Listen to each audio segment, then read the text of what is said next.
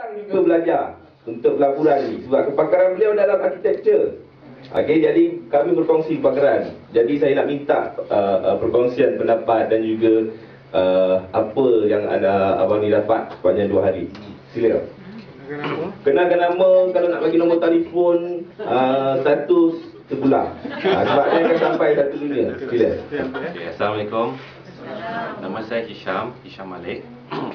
Saya orang sini, tetapi saya menetap di Sabah sudah lebih 10 tahun. Okey, masa saya pergi ke Sabah, mula-mula ceritanya saya ke Brunei. Cerita panjang sikit lah. Okay. Sebab pada masa tu saya baru balik belajar tahun 97. George Soros yang nakal tu. So kita ada world recession. Jadi saya pun pergi ke Brunei sebab masa saya kerja di KL tu, the last person in is the first out lah. Masa kita ada kerja, saya pun retrench. Jadi saya terpaksa pergi cari kerja tempat lain, pergi ke Brunei. Okay, jadi bila saya pergi ke Brunei, ceritanya in the end, lepas beberapa tahun di Brunei, saya pun menapak pula di Sabah lah, di Kota Kinabalu. Okay. Di Kota Kinabalu, alhamdulillah, my career really took off. So saya pun sudah menjadi seorang partner di salah sebuah arkitek firm yang besar lah di Sabah. So tak payahlah nak iklan my company kan. Okay. Jadi saya first kali dengar pasal emas, pelaburan emas atau simpanan emas atau whatever you call it pada tahun 2009 menerusi cousin saya lah.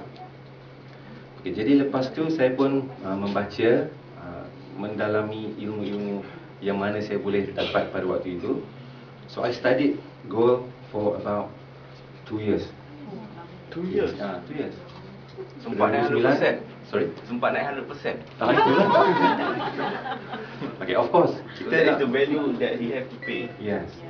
Of course, bila saya in the end, eventually bila saya betul-betul dah membeli emas tu, baru saya perasan yang saya tak ketinggalan banyak lah kan. Okey, jadi bila saya ada emas, apa saya nak buat dengan emas? So, saya tidak tahu apa saya nak buat dengan emas. Tapi apa sebabnya, walaupun saya ada satu kerja yang alhamdulillah okey lah kan, tak adalah kata ni okey. Tapi saya masih nak melabur ataupun nak mendalami emas kerana saya rasa kita punya future ni tak certain. Tak certain. Jadi pada waktu yang sama juga, pada tahun dalam lingkungan masa itu, saya pun dapat seorang anak. Okey, jadi bila saya dapat seorang anak, kalau ikut kata Pok Lee punya style, that was my turning point. Anak. Okey, so saya nak simpankan sesuatu harapan kepada anak. So what is future untuk anak saya? Okey, saya ada duit. Okey, what can duit buat? Duit mungkin tak dapat tahan begitu lama kan. Ada duit, you beli habis. So you cannot sustain your wealth. Jadi di situ lepas saya dah belajar pasal emas, saya tahu this is one of the many ways. I'm sure banyak cara kan. Jadi dalam strategi 5B ni, selepas saya sudah ada emas dalam simpanan, saya nampak satu cara untuk saya lebih ada pedoman untuk saya mengawal perjalanan emas ni lah.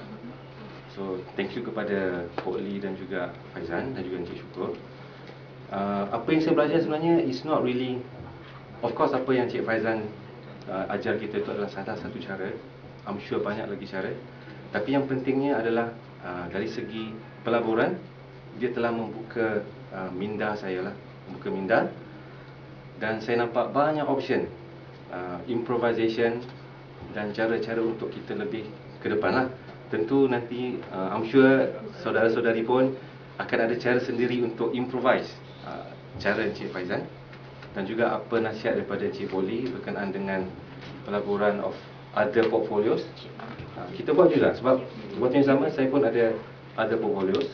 So sekarang saya tahu apa saya nak buat dengan emas saya, apa saya nak buat dengan property saya, apa saya nak buat dengan tanah saya. So sekarang ni saya lebih clear. So saya rasa secara pendeknya, secara ringkasnya, itulah apa yang saya dah belajar. Okey, terima kasih bagi